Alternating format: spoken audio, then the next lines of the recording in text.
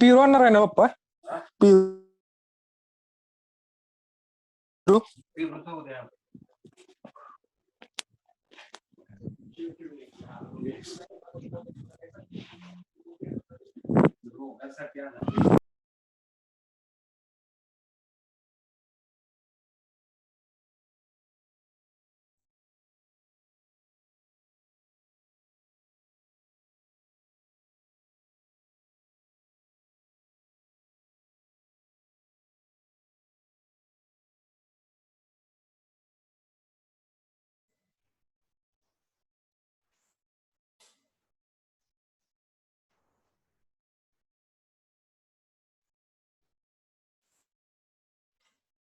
ठीक आहे. काल मला वाटतं आपण जवार बघितलं, त्याच्या अगोदर लाईस बघितलं, आज डिसीजेस ऑफ ग्राउंडनट बघणार आहे. ठीक आहे. तर सगळ्यात महत्वाचं काय करा माहिती आहे का, तुम्हाला आता इथून पुढं जे काय होतंय आपलं, जे क्रॉप्स होतील त्या क्रॉपचे तुम्ही तुमच्याजवळ जसं असाइनमेंट मी सांगितलेले प्रॅक्टिकल मॅन्युअल लिहायचंच आहे, त्याचबरोबर त्याचं प्रेझेंटेशन पण तयार करा. ठीक आहे. म्हणजे ज्यावेळेस आपल्या नंतर ज्यावेळेस कॉलेज रेग्युलर चालू होईल किंवा जर आपला सिलेबस लवकर जर संपला तर तुम्हाला कुणालाही रँडमली मी कुठलाही टॉपिक सांगणार आणि त्याच्यावरती तुम्हाला प्रेझेंटेशन करावं लागेल. तर हे थोडं गंभीर आहे आणि ते गंभीरपणेच घ्या तुम्ही. ठीक आहे. कारण किती जरी ऑनलाईन झालं, परीक्षा ऑनलाईन झाली, काय जरी झालं तर मार्क द्यायचं शेवटी आमच्याच हातात आहे. बरोबर आहे का? त्यामुळं त्या पद्धतीनं तुम्ही नंतर सांगितलं नाही असं व्हायला नको. आता जे काय क्रॉप होत जातील तसं तसं तुम्हाला पीपीटी तयार करायची आणि पीपीटी सगळ्यांच्या सेम असू नयेत याची पण जबाबदारी थोडीशी घ्या. नाहीतर काय होईल, सगळ्यांनी याचं त्याचं तर तुम्ही आता घरी आहात, तुम्हाला काय आता जे काही कंटेनमेंट झोनमध्ये असतील त्यांचं सोडून बाकीच्यांना काही प्रॉब्लेम नाही. तुम्हाला जर आता ग्राउंडनटच बघायला गेलो तर ग्राउंडनट आता फील्डमध्ये, राईस फील्डमध्ये, जवार आहे फील्डमध्ये, जे काय भेटतील ते फोटो तुम्ही स्वतः काढायचे आणि ते फोटो काढून तुम्ही ते तुमच्या स्लाइडवरती ऍड करायचे. म्हणजे तुमचं डिसीज अल्बम बरोबर तुमच्याजवळ फोटो कलेक्शन सुद्धा राहील आणि डिसीज तुमचे त्याच्याबरोबर कलेक्ट होतील. म्हणजे दोन्ही गोष्टी साईड बाय साईड होत राहतील. त्यामुळे हे थोडं करायला सुरुवात करा आतापासूनच. तुम्हाला आता फील्डवरती तुम्हाला म्हणजे जो टिक्का जो आहे, टिक्काचा इन्सिडन्स दिसायला लागलाय. 15 दिवसामध्ये तुम्हाला हा जो बर्ड नेक्रोसिस आहे तो सुद्धा बघायला भेटेल. स्टेम रॉट आणि तुमचा कॉलर रॉड जो आहे त्याचं सुद्धा इन्सिडन्स जे आगाप पेरणी आहे त्याच्यामध्ये बघायला भेटेल. विल्ड जे आहे ते कुठल्या स्टेजमध्ये क्रॉप आहे त्याच्यावरती डिपेंड करते, विल्ड सुद्धा तुम्हाला बघायला भेटेल. त्यामुळं हे जे फोटो आहेत ते फोटो पण काढा आणि डिसीज सॅम्पल सुद्धा तुम्हाला कलेक्ट करायचा आहे. ठीक आहे. तर याच्यामध्ये आज आपण डिसीजेस ऑफ ग्राउंडनट मध्ये जो टिक्का जो आहे त्याच्यामध्ये लिप स्पॉट, हा लिप स्पॉट जो आहे तो अर्ली लिप स्पॉट आणि लेट लिप स्पॉट असतोय तो बघणार आहे. त्याच्यामध्ये तुमचा अर्ली लिप स्पॉट जो असतोय तो सर्कोस्पोरा पर्सोनाटा आणि लेट लिप स्पॉट जो असतोय तो सर्कोस्पोरा अरेचिडिकोलामुळे कॉज होत असतो. त्याचबरोबर विल्ट जो आहे तो जनरल विल्ट फ्युजेरियम ऑक्झिस्पोरियम किंवा फ्युजेरियम सोलेनीमुळे कॉज होत असतोय. त्याचबरोबर हा जो रस्ट आहे,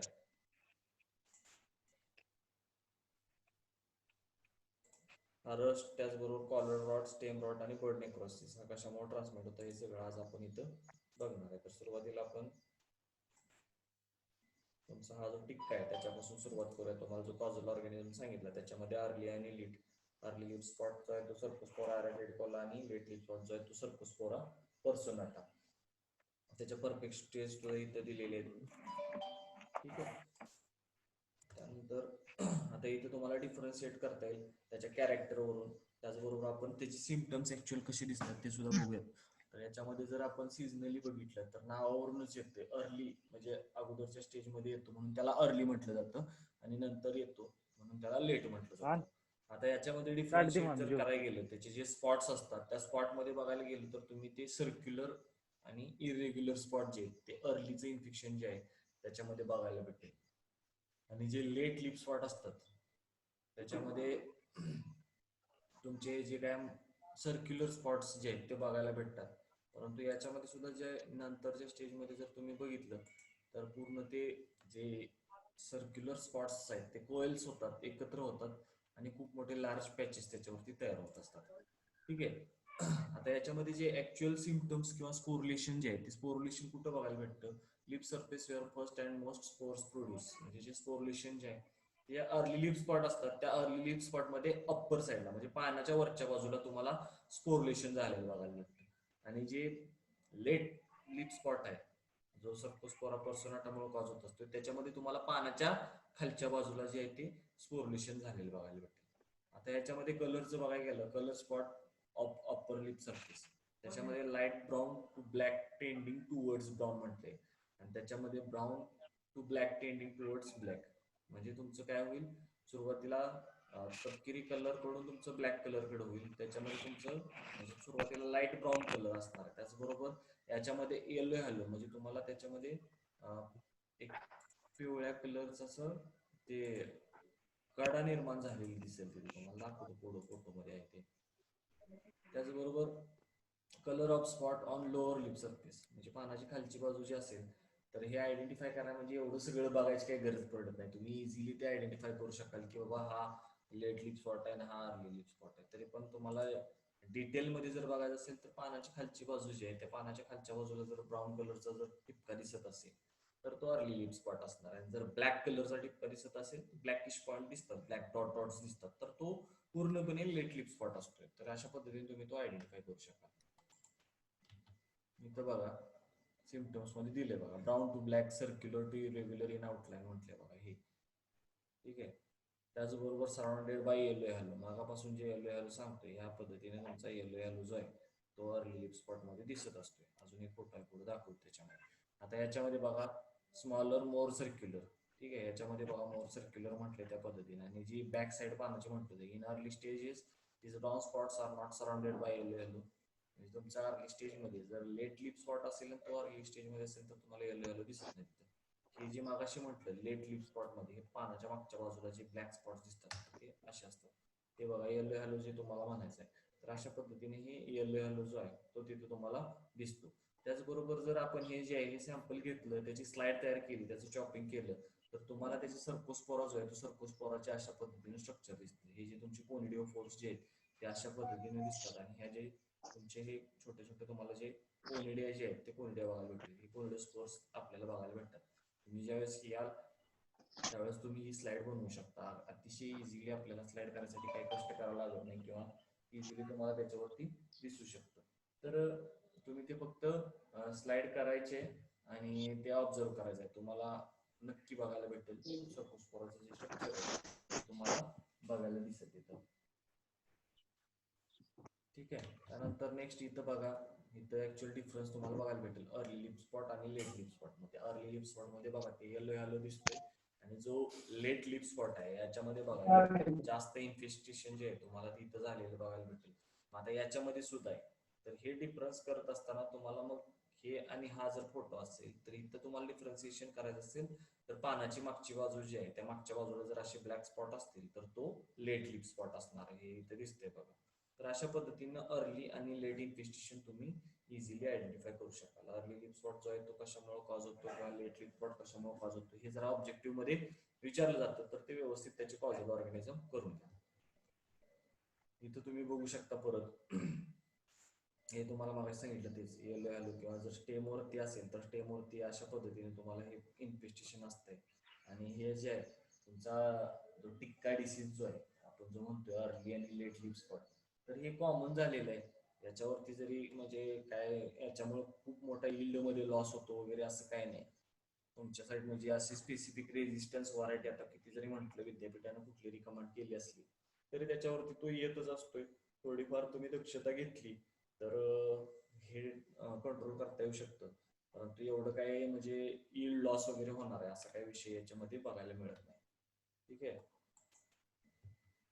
आता इथं बघू शकता तुम्ही त्याचे कोनिडी आणि कोनिडिओफोर. ज्यावेळेस आपण स्लाइड तयार करतो तर स्लाइड तयार केल्यानंतर तुम्हाला हा मायसिलियम जो आहे त्याचे कोनिडिओफोर जे आहेत ते अशा पद्धतीने बघायला भेटतात. त्याचे कोनिडिया जे आहेत ते अशा याच्यामध्ये तुम्हाला दिलेले आहे बघा. तर मायसिलियम इज सेप्टेड आणि इंट्रासेल्युलर, हे अशा पद्धतीने तुम्हाला इंट्रासेल्युलर मायसिलियमची ग्रोथ झालेली बघायला भेटेल. Conidiophores are light brown continuous 1 to 2 septate. जे कोनिडिओ फोर्स जे आहेत त्याच्यामध्ये 1 ते 2 इथे दिसते बघा, हे 1 आणि 2 सेप्टेशन. ठीक आहे, हा सिंगल कोनिडिओ फोर्स तुम्हाला बघायला भेटेल. Conidia are hyaline to pale yellow 4 to 12 septate with the round base. The conia are mostly confined to the upper surface of the spot. म्हणजे जर पानाच्या वरच्या बाजूचा जर पॉइंट असेल तर त्याच्यामध्ये आपण जर कल्चर त्याचं घेतलं तर तुम्ही हे जे आहे आता याच्यामध्ये सुद्धा ह्या कोनिडियामध्ये तुम्हाला कमीत कमी 4 पासून 12 पर्यंत सेप्टेशन जे आहे ते इथं बघायला भेटतं. म्हणजे खूप कमी असेल तर त्याच्यामध्ये 4 आणि मॅक्सिमम 12 सेप्टेशन जे आहे ते इथं बघायला भेटतं. तसंच याच्यामध्ये बघा, mycelium is septate sending branch hostoria into most cells. Conidiophores are light brown 1 to 2 septa same आहे त्याच्यात. Conidia cylindrical. आता याचा शेप बघा, या कोनिडिया जे आहेत तुमचा लेट लिप स्पॉट जे आहे त्याच्यामध्ये म्हणजे पर्सोनाटा जो आहे त्याच्यामध्ये अशा पद्धतीने तुमच्या सिलेंड्रिकल तुम्हाला ह्या कोनिडिया जे आहेत ते बघायला भेटतात. त्याच्यामध्ये 1 पासून ते 7 पर्यंत सेप्टेशन जे आहे ते बघायला भेटतं. The cornea formation is restricted to lower surface of the spot. म्हणजे तुमचं रिस्ट्रिक्शन जे आहे ते कुठे दिसेल तुम्हाला, पानाचा जो खालचा सरफेस आहे त्याच्यावर तुम्हाला हे कमीचे इन्फेस्टेशन जे ते बघायला भेटतं. तर अशा पद्धतीने तुम्ही ती स्लाइड बनवून त्या दोन्ही म्हणजे तुमचे कोनिडिओ फोर्स असतील किंवा कोनिडिया असतील हे आपण मायक्रोस्कोप खाली बघू शकतो. म्हणजे काय नाही भेटलं तर आपल्याला कुठेही ग्राउंडनटचं सॅम्पल भेटतो त्यावेळेस ग्राउंडनटचा आपण स्लाइड करून तो सर्कोस्पोरा आहे तो ऑब्झर्व करू शकतो. आता याचं सर्वायवल जे आहे त्याच्यामध्ये प्रायमरी सोर्स जो आहे त्याचा तो जे काय पाठीमागच्या वर्षी जे काय प्लांट डेब्रिज वगैरे असतात ते प्रायमरी सोर्स म्हणून त्याच्यामध्ये काम करत असते. आणि जे कोनिडिया जे असतात अशा थ्रू तुमच्या एअरबॉर्न कोनिडिया म्हणून किंवा विंडबॉर्न कोनिडिया जे असतात ते त्याचं सेकंडरी सोर्स काम करत असतात. त्याचबरोबर याच्या मॅनेजमेंटसाठी तुम्हाला काय करता येईल, collection and destruction on plant debris. कारण का तर जे प्लांट डेब्रिज जे आहेत ते प्रायमरी सोर्स म्हणून काम करते, त्यामुळे आपल्याला हे पाठीमागच्या वर्षाची जी काही पानं असतील किंवा जे काही दसपेट वगैरे असतील तर ते आपल्याला कलेक्ट करून डिस्ट्रक्ट करायचे आहे. आता याच्यासाठी सुरुवातीपासून आपण प्रिकॉशन म्हणून जे काय आपलं बॅविस्टिन किंवा थायरम जे असते त्याचं 5 ग्रॅम पर केजी सीडसाठी आपण सीड ट्रीटमेंट करू शकतो. आता जनरली इथं 5 ग्रॅम म्हणजे हा हेवी डोस होतोय. आपण यूज करत असताना 2 ते 3 ग्रॅम यूज केलं तरी सफिशियंट आहे, 5 ग्रॅमची काही गरज पडत नाही. त्याबरोबर आपल्याला जर फॉलियर स्प्रे जर घ्यायचं असेल तर त्याच्यामध्ये 0.25% मँकोझेब, त्याचबरोबर मॅनेम झायनेम जे याचं जर आपण 2 ते 3 स्प्रे घेतले आठवड्याच्या अंतराने तर आपल्याला याच्यामध्ये तुम्हाला जे काय म्हणता येईल सेकंडरी स्प्रेड असेल किंवा जो आपण अर्ली स्टेजमध्ये जर अर्ली ब्लाइट असेल तो आपण थांबवू शकतो. म्हणजे लेट ब्लाइटचे इन्सिडेन्स तर मिनिमम दिसणार नाही. त्यासाठी तुम्ही हे झायनेम मॅनेम किंवा मँकोझेब जे 2 ते 3 मिली साधारणतः पर लिटर जर यूज केलं 2 मिलीपर्यंत तर तुम्हाला चांगल्या पद्धतीने याच्यामध्ये कंट्रोल बघायला भेटेल. तर अशा पद्धतीने याच्यामध्ये आपण हे जो टिक्का डिसीज आहे तो कंट्रोल करू शकतो. यील्डमध्ये कुठल्याही प्रकारचा लॉस होत नाही. परंतु काय होतं, नेक्स्ट इयरला तुम्ही जर हे कंट्रोल नाही केलं तर पुढच्या वर्षी त्याच्यापेक्षा जास्त इन्सिडन्स दिसू शकतो. त्यामुळं शक्यतो जर तुम्ही सीड ट्रीटमेंट केली तर काही विषय नाही. तर अशा पद्धतीने तुम्ही हे मॅनेजमेंट प्रॅक्टिसेस अप्लाय करू शकता. ठीक आहे. त्यानंतर नेक्स्ट डिसीज आहे याच्यामध्ये आपला विल्ट. आता विल्टमध्ये एक फंगल विल्ट आहे आणि बॅक्टेरियल विल्ट आहे. दोन्ही प्रकारची विल्ट जे आहेत ते आपल्याला याच्यामध्ये बघायला भेटतात. मग सुरुवातीला आपण बघूयात फंगल विल्ट. फंगल विल्ट जो आहे तो त्याचा कॉझल ऑर्गॅनिझम जो आहे तो फ्युजेरियम ऑक्झिस्पोरियम आणि फ्युजेरियम सोलेनी म्हणजे हे 2 प्रकारचे तुम्हाला पॅथोजन जे आहेत त्या विल्टमध्ये फंगसचे बघायला भेटतात. आता याचे सिम्पटम्स बघा, germinating seeds are attack shortly before emergence. म्हणजे जर फ्युजेरियम इन्फेस्टेशन, आता हा सॉइल बॉर्न डिसीज आहे बरोबर फ्युजेरियम म्हणजे, तर त्याचं इन्फेस्टेशन सीड वरती झालं की लगेच तुम्हाला जर्मिनेशन होत असताना तिथं तुमचं जर्मिनेट इमर्जन्स होण्यापूर्वी तुम्हाला तिथं जे आहे ते तिथले तिथंच ते स्टॉप झाले, जळल्यासारखं दिसेल तुम्हाला. ते म्हणजे जस्ट कोंब आलाय आणि कोंब जळलाय अशा पद्धतीने तिथे तुम्हाला सिम्पटम्स बघायला भेटतील. त्याचबरोबर डॅम्पिंग ऑफ सिम्पटम्स. आता याच्यामध्ये काय होतंय, characterize by brown to dark brown water soaked sunken lesions on hypocotyledon, which latter encircle the stem and extend above the soil level. आता काय होतंय नेमकं, जो कोंब आलेला असतोय बाहेर, तो कोंब आलेला जो असतोय त्या कोंबाचं काय होतंय तर जो शेंगदाणा तुमचा असतोय जमिनीमध्ये, शेंगदाण्यापासून जो कोंब वरती येतो म्हणजे त्याला वरती कॉटिलिडॉन स्टेजमध्ये असते, तर तिथं काय होतंय तो स्टेम जो असतोय तो स्टेम काय होतोय असं गर्डलिंग होतंय तिथं. म्हणजे डॅम्पिंग ऑफ मध्ये जे सिम्पटम्स असतात तसं तिथं काय होते ब्लॅक कलरचा असा स्पॉट तयार होतोय आणि ते गळडल होते म्हणजे कुजल्यासारखं होते आणि कुजून ते डॅम्प होते म्हणजे ही सेकंड स्टेज झाली त्याच्यामध्ये. त्याचबरोबर सीडलिंग मध्ये there is general tissue disintegration covered with sporulating mycelium.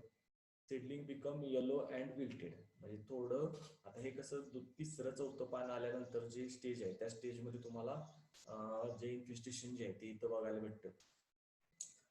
त्यानंतर लिव्ज वरती जर बघितलं त्याच्यामध्ये ग्रेश किंवा तुमचे ग्रीन ते प्लांट जे आहेत ते म्हणजे पानं जे आहेत ते वाळतात आणि ते झाड जे आहे ते पूर्णपणे डाय होत असते म्हणजे पूर्ण मरून जाते.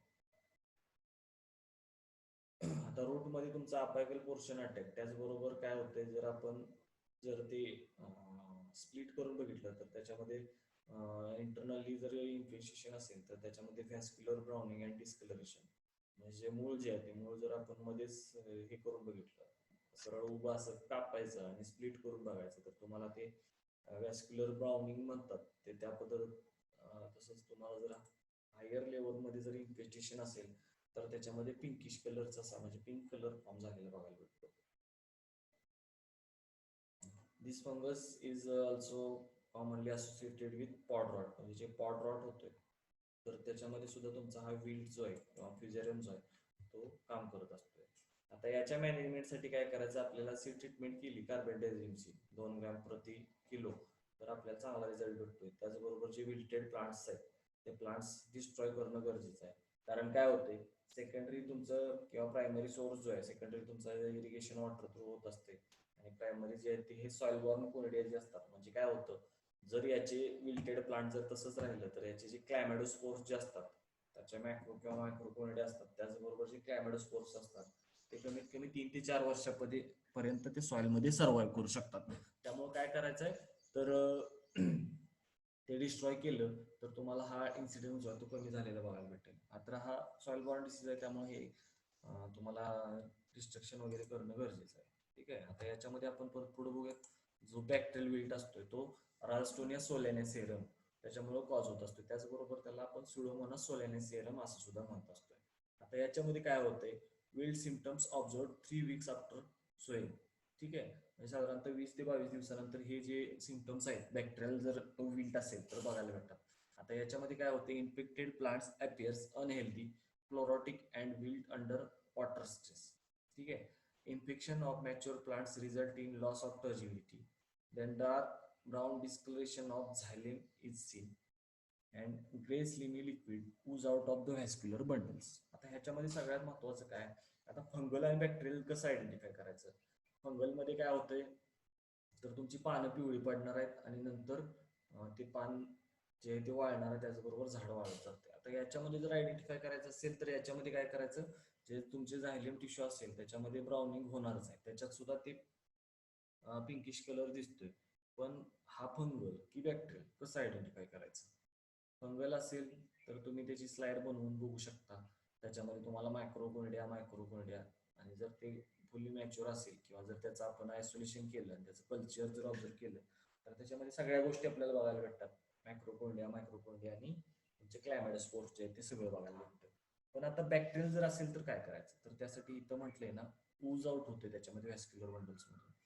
त्यामुळे तुम्हाला याच्यासाठी ऊज टेस्ट जे म्हणतो आपण ती ऊज टेस्ट जर तुम्ही घेतली तर त्यामध्ये तुम्हाला लक्षात येईल की बाबांनो जो आहे तो बॅक्टेरियल डिसीज आहे. इथं दिले बघा बॅक्टेरियल ऊज टेस्ट मध्ये काय होतंय हे विलचे सिम्पटम्स दिलेत. हा खूप कमी प्रमाणामध्ये आपल्याकडे डिसीज भेटतो जो राल्स्टोनिया सोलेनेसेरम मुळे कॉज होत असतोय. जनरली फंगल विल्ट बघायला भेटतो पण असेल तर आपण इझिली आयडेंटिफाय करू शकतो. त्यासाठी काय करायचं आपल्याला तर ते जे तुमचं सॅम्पल असेल ते सॅम्पल थोडं चॉप करायचं आहे. वॉच ग्लासमध्ये पाणी घ्यायचंय आणि त्याच्यामध्ये 15 मिनिटासाठी ठेवून द्यायचं. आता इथे याच्यामध्ये सॅम्पल टाकलेलं दिसतंय टेस्ट ट्यूब किंवा बिकर असेल त्याच्यामध्ये ते सॅम्पल टाकले आणि त्याच्यामध्ये तुम्हाला हे जे दिसतंय इथं ऑइली लेअर फॉर्म झालेली आहे म्हणजे तुम्हाला पूर्णपणे त्याचं बॅक्टेरियाचं ऊज जे ते झालेलं दिसतंय. तर अशा पद्धतीने ते आपण आयडेंटिफाय करू शकतो. आता याच्या मॅनेजमेंटसाठी काय करायचं crop rotation with serial crop may reduce the incidence use of seed production in unaffected areas. त्याचबरोबर त्याच्या रेजिस्टन्स व्हरायटी जे असतील ते यूज करू शकतो. अशा पद्धतीने हे जे काय मॅनेजमेंट प्रॅक्टिसेस आहेत ते जर आपण अप्लाय केले तर आपण हा बॅक्टेरियल विल्ट जो आहे तो अवॉइड करू शकतो. ठीक आहे. त्यानंतर नेक्स्ट डिसीज आहे ग्राउंडनट रस्ट. हा सुद्धा तुम्ही बघितलेला डिसीज आहे. अगदी तुम्ही म्हणजे ग्राउंडनटशी बऱ्यापैकी फॅमिलियर आहात. मला वाटत नाही याच्यामध्ये तुम्हाला आयडेंटिफिकेशनसाठी कुठला प्रॉब्लेम येईल. तर हे अतिशय इझिली अवेलेबल होणारे तुम्हाला डिसीजेस आहेत. तर याचा जो कॉझल ऑर्गॅनिझम आहे तो पक्सिनिया अराचिडीज, म्हणजे काय तुमचा रस्ट असतात त्याच्यामध्ये पक्सिनियामुळे आपला जो कॉझल ऑर्गॅनिझम आहे तो बऱ्यापैकी स्टार्ट होत असतोय. तर हा ग्राउंडनटचा आहे, त्यामुळे पक्सिनिया अराचिडीज तर ग्राउंडनट रस्टचं कॉझल ऑर्गॅनिझम. आता याच्यामध्ये जर सिम्पटम बघायला गेलो आपण तर small brown pustules on the leaves. आता पुस्युल्स म्हणजे काय, तर असे छोटे छोटे जे आहेत ते तुम्हाला पावडर जे आहे काय म्हणतात त्याला रस्टी रस्टी म्हणजे तांबेरा म्हणतो ना आपण, त्या पद्धतीने तुमचं तांबूस कलरची पावडर जे आहे ते पानाच्या वरच्या पाठीमागच्या किंवा वरच्या बाजूला जे आहे ते बघायला भेटते. पुस्युल्स appears 10 days after infection as whitish flakes on the upper surface. The pustules enlarge and rupture within 48 hours of their appearance. म्हणजे तुम्हाला हे पुस्युल्स फॉर्मेशन व्हायला 10 दिवस लागतात आणि फॉर्म झाल्यानंतर परत 48 तासात ते रप्चर होतात. म्हणजे खूप मोठ्या प्रमाणामध्ये याचा स्प्रेड जो आहे तो याच्यामुळे होत असते. More psoriasis on the lower surface, circular, often surrounded by leaf tissues that is dull green and light brown. तर शक्यतो हे ब्राउनिश कलरचे जे असतात तांबूस कलरचे जे आहेत ते बघितलं असेल तुम्ही, तांबेरा जो म्हणतोय आपण, तांबेरा वेगळा आणि तांबूस कलरचे हे स्पॉट्स असतात, पावडर असते त्याच्यावरती, ते आपण जे पुस्युल्स म्हणतोय तर ती पावडर असते. जर ती तुम्ही बघितली असेल अशा पद्धतीने त्याचे सिम्पटम्स असतात. वेगळे याच्यामध्ये काय बघायची गरज नाही. तुम्हाला ते पुस्युल्स आयडेंटिफाय एकदा करता आले की तुम्ही तो रस्ट आहे म्हणू शकता. आणि रस्टमध्ये काय कॉम्प्लिकेशन्स नसतात, त्यामुळे तो इझिली आयडेंटिफाय होऊ शकतो. ते पुस्युलचे आहे, ते पुस्युलची जर आपण स्लाइड तयार केली तर त्याची स्लाइड तयार केली म्हणजे ती पावडर जी आहे ती जर स्लाइडवरती टाकली, कव्हर स्लिप लावली, एकदम लाईटमध्ये घ्यायची एकदम थोडीशी, तर त्याच्यामध्ये आपल्याला टिलिओस्पोर्स वगैरे कसे असतात ते सुद्धा आपण इथं बघू शकतो.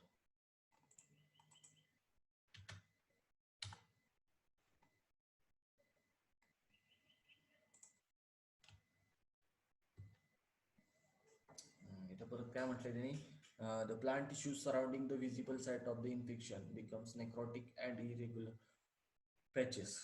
त्याच्यामध्ये नेक्रोसिस टाइप सिम्पटम्स असतात, थोडंफार जळल्यासारखं वाटते तुम्हाला. Petioles and stems are commonly affected. The rush pustules usually occur with cercospora leaf spot and the symptoms of each of the disease become indistinct. म्हणजे तुम्हाला सर्कोस्पोरा बरोबर याचे सुद्धा सिम्पटम्स दिसू शकतात, परंतु हे जर हेवी इन्फेस्टेशन झालं तर तुमचा यील्डवरती नक्कीच परिणाम होऊ शकतो. तर अशा पद्धतीने तुम्ही हे बघू शकता पानावरती.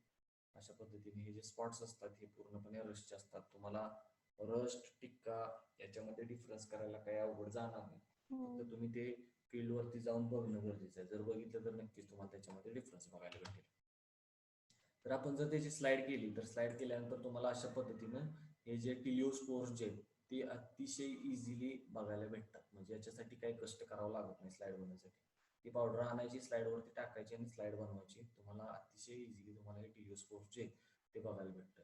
टिलिओस्पोर्स are one celled, oval, brown and thin walled with petioles and teliospore have been reported from Punjab. आता ह्याने रिपोर्टेड फ्रॉम पंजाब म्हटलं, परंतु कुठल्याही रस्ते आपल्याला टिलिओस्पोर्स किंवा आयरोडोस्पोर्स जे ते इझिली बघायला भेटतात, काही अडचण येत नाही त्याच्यामध्ये. आता याचं जे प्रिडिस्पोजिशन जे किंवा स्प्रेड जो आहे, तो spread of pathogen with in field is फॅसिलिटेड by wind movement or blowing rain. आता हे कसं होते, पावडरच आहे, म्हणजे हवा आली की एका झाडावरून दुसऱ्या झाडावर जायला वेळ लागत नाही. त्याचा स्प्रेड जो आहे तो खूप मोठ्या प्रमाणामध्ये तुम्हाला बघायला भेटतो. त्यामुळं जे तुमचा स्प्रेड जो आहे तो हवे थ्रूच याचा जास्त मोठ्या प्रमाणामध्ये बघायला भेटतो. आता टेम्परेचर काय म्हटले, temperature ranges from 20 to 25 degree Celsius at night and 30 to 45 degree Celsius during the day are congenial for the rust appearance. ठीक आहे, म्हणजे असं टेम्परेचर जर असेल, साधारणतः कसं होते, पावसाचा सीझन आहे आता, तर याच्यामध्ये जर समजा चांगलं ऊन पडायला लागलं तर त्याच्यावरती तुम्हाला जे काय रस्टचा अपीअरन्स आहे तो तुम्हाला बघायला भेटतो. आता त्याचबरोबर दुसरं काय होतं, याच्यामध्ये जर आपण एखादं काय म्हणतात त्याला एखादं फर्टिलायझर अप्लाय केलं, ठीक आहे, किंवा तुम्ही जर जिप्सम वगैरे जर टाकत असाल, आता याच्यामध्ये जिप्सम रिकमेंड केलं जातं तुमचं यील्ड इन्क्रीज करण्यासाठी, त्याचबरोबर सॉइलचा पीएच न्यूट्रल करून तुम्हाला ते फायदेशीर असते त्याच्यामध्ये. त्यामुळं जिप्सम जे आहे, तर जिप्सम जर आपण त्या सॉइलमध्ये अप्लाय केलं कधी सोईंगच्या अगोदर, तर ते चांगलं आहे. बरं, सोईंग केल्यानंतर जर करत असाल तुम्ही, तर ते तुम्ही काय केलं पाहिजे, ते म्हणजे त्याच्या मुळाला पोचलं पाहिजे. म्हणजे पहारीच्या साह्याने असेल किंवा दुसरं काय तुम्हाला अवजार वापरून ते जमिनीमध्ये गाडता आलं पाहिजे, तर त्याचा उपयोग होतो. अदरवाईज जर तुम्ही ते जर आपण ब्रॉडकास्टिंग जर केलं, म्हणजे जर ते पानावरती जिप्सम किंवा तुमचं दुसरं कुठलं फर्टिलायझर पडलं, तर ते तुमचं पान जे आहे ते तुम्हाला रस्ट सारखंच दिसतं. परंतु रस्ट आणि ते आयडेंटिफाय करणं सोपं असते. कारण काय होतं, डायरेक्ट स्कॉचिंग इफेक्ट त्याच्यावरती दिसतो. जिप्सम बरोबर कुठलं जर तुम्ही फर्टिलायझर ऍड केलं, तुमचं काय त्याच्यामध्ये तुम्ही DAP टाकलं, 24-24 टाकलं, 10-26 जे काय टाकाल ते कुठलंही फर्टिलायझर त्याच्यात टाकलं, तर तुम्हाला ते फरक दिसतोय त्याच्यामध्ये. तर तुम्हाला अतिशय सोप्या पद्धतीनं बघायचं झालं तर हे थोडं जमिनीवर पडलं पाहिजे. डायरेक्ट कुठल्याही लिप पोर्शन वरती वगैरे नको पडायला पाहिजे. याची जरा काळजी घ्या. आणि नक्की जर स्वतःच्या घरी जर तुम्ही भुईमुग केला असेल, तर त्याच्यासाठी मी सांगतोय म्हणून जिप्सम अप्लाय करा. फक्त पानावर पाडू नका, नाहीतर घरातली शिव्या देतील. पानावर नाही पडलं आणि जर तुमचं ते मुळापाशी कसं तुम्हाला जर त्याच्या साईडनं जर रिंग वगैरे करता आली किंवा काय म्हणतात त्याला, जी मोगणी वगैरे असते बघा, त्या मोगणीने जर सोडता आलं मुळाच्या शेजारी, तर त्याचे रिझल्ट अतिशय सुंदर रिझल्ट आहेत. खूप मोठ्या प्रमाणात जे तुम्ही घरी राहिल्यासारखं लॉकडाऊनमध्ये घरच्यांना काहीतरी बाबा पोरगं BSc वगैरे शिकतंय हे जर दाखवून देण्यासाठी एक उत्तम अशी संधी आहे.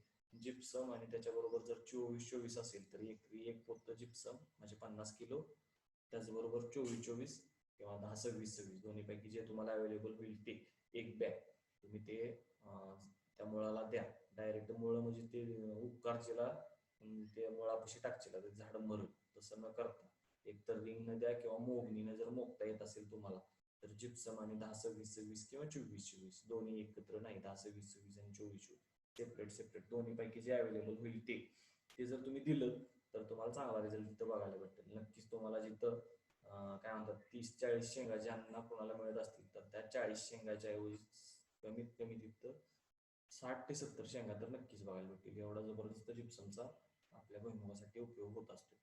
तर ते बघा जर शक्य झालं तर.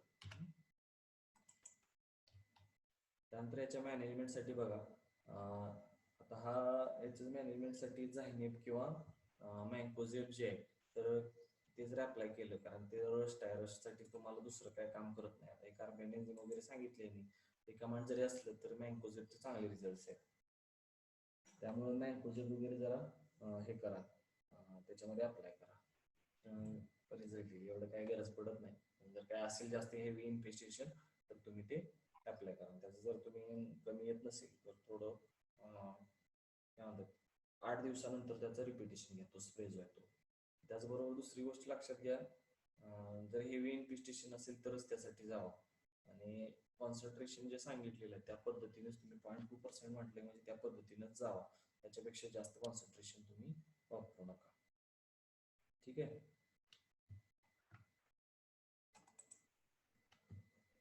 त्यानंतर नेक्स्ट डिसीज आहे कॉलर रॉट. आता हा सुद्धा खूप महत्वाचा डिसीज आहे.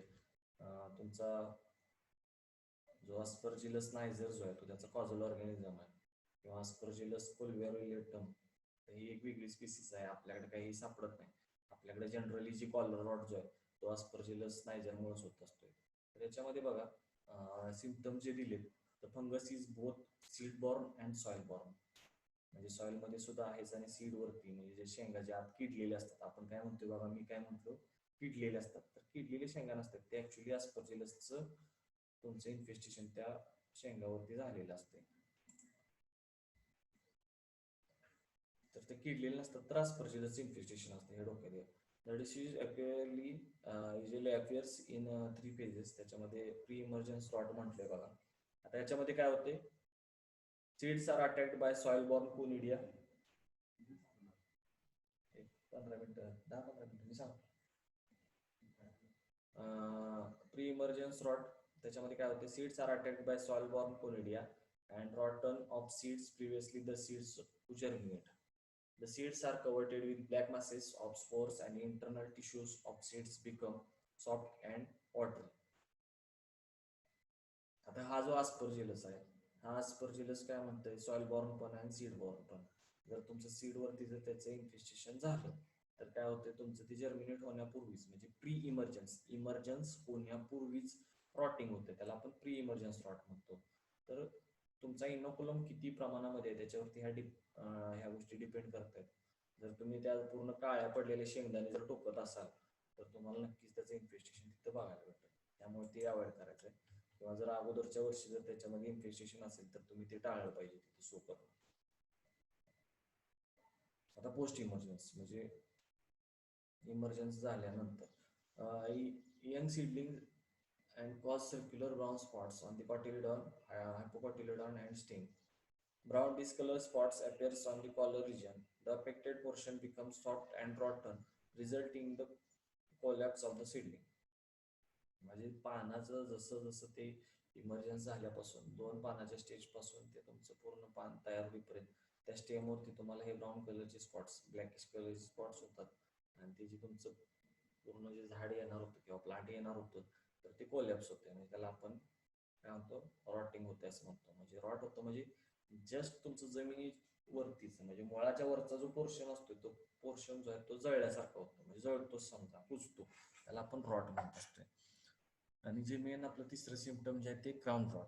The adult plants show crown rot symptoms. Large lesions develops on the stem below the soil and spread upward along the branches, causing drooping of leaf and wilting of plants. आता याच्यामध्ये काय होते तर ह्या सगळ्या गोष्टी ज्या आहेत ते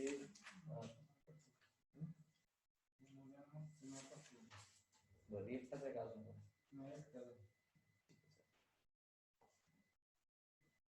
तर याच्यामध्ये काय होते रॉटिंग होते. म्हणजे लक्षात घ्या सगळ्या स्टेजेस लक्षात घ्या. प्री इमर्जन्स म्हटले म्हणजे तुमचं इमर्जन्स होण्यापूर्वीच होणार. पोस्ट म्हणजे जस्ट इमर्जन्स झाल्यानंतर 2 ते 3 पाना स्टेज असते त्यात. आणि क्राउन रॉट जो आहे तो पान म्हणजे तुमचं जे प्लांट जे आहे ते क्रॉप जे आहे ते पूर्ण मॅच्युअर झालेलं असते त्या स्टेजमध्ये हे तुमचं होत असते. आता ह्या रॉटिंग मध्ये आणि विल्ट मध्ये काय डिफरन्स आहे म्हणजे क्राउन रॉट कसा आयडेंटिफाय करायचा तर हे जे पूर्ण पोर्शन जो आहे तो वरून तुमचा ड्राय झालेला असतो.